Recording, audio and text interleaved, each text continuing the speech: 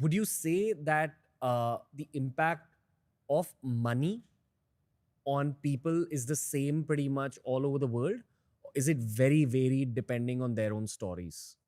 I would say it's very different. If you lived in a rural area, money would probably be slightly less important than community. So I think it depends where you live and what you do and what your career path is. For some people, it's less important. For other people, it's very important. First of all, your relationship with money is pretty much set before you're 7 years old. So if you have a parent who says, this job's going to kill me, this will be the death of me, or I can't find the money, I don't know where the money's coming from, that will influence the child because they hear it over and over again.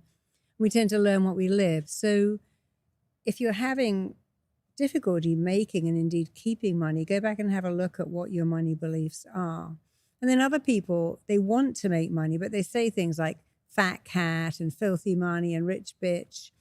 And then they're very dismissive. They think people with wealth are cold and unspiritual. And they'll quote the scripture that says, the pursuit of money is the root of all evil. And it doesn't say that. It says the pursuit of money at the expense of everything else is the root of all evil. So a lot of people think, well, I'm spiritual, I shouldn't have money, or, people won't like me if I have money, or people will like me for the wrong reasons if I have money. So in order to create wealth, you have to first really find and unpick all your limiting wealth beliefs. If you believe that wealth is bad, or that when you have money, you never know who your friends are, we know that 70% of lottery winners are totally bankrupt within 3 years, which is a huge figure. Why is that? Because they didn't earn it. They weren't familiar with it. And unconsciously, they got rid of all of it because of those two reasons. How do you feel about money?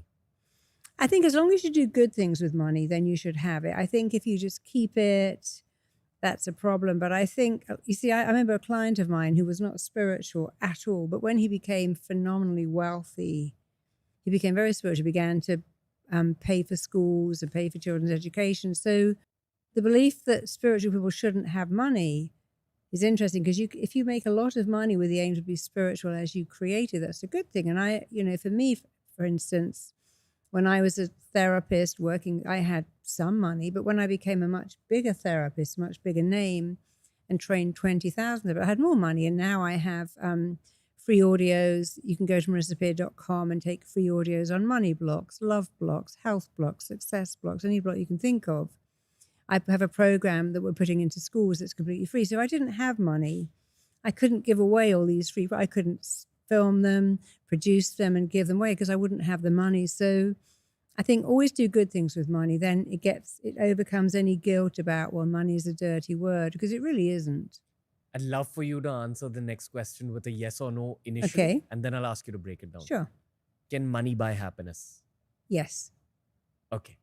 Now let's do a step-by-step kind of answer on how money can buy you happiness. I was reading about George Michael's sister, who 3 years after he died, actually died as well, and she'd inherited all his wealth. And I didn't understand why she didn't just go across to India and Africa.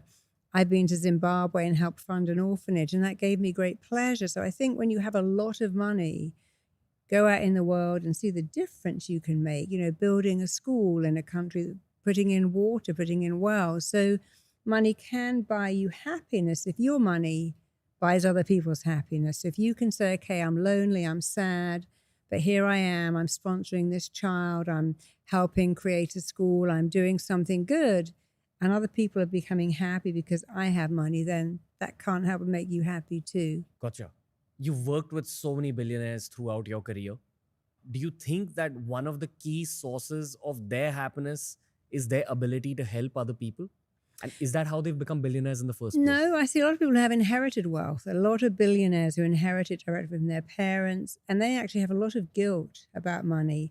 And if they lose it, they have shame. Now they've got guilt because I inherited it, I didn't work for it, I didn't earn it, I inherited it, my father and mother worked to get this, and now I've lost a lot of it. Now I've got guilt and shame, and also very lonely. A lot of wealthy people are very lonely because imagine you own, I don't know, a shop, a store, a factory, a restaurant. You don't really go out with the staff every Friday night for drinks because you're the boss. So it can be very, very isolating when you have a lot of wealth. So you only hang out with people like you, but it can be lonely, guilt-driven, and shame-driven too. So it's not always a happy place.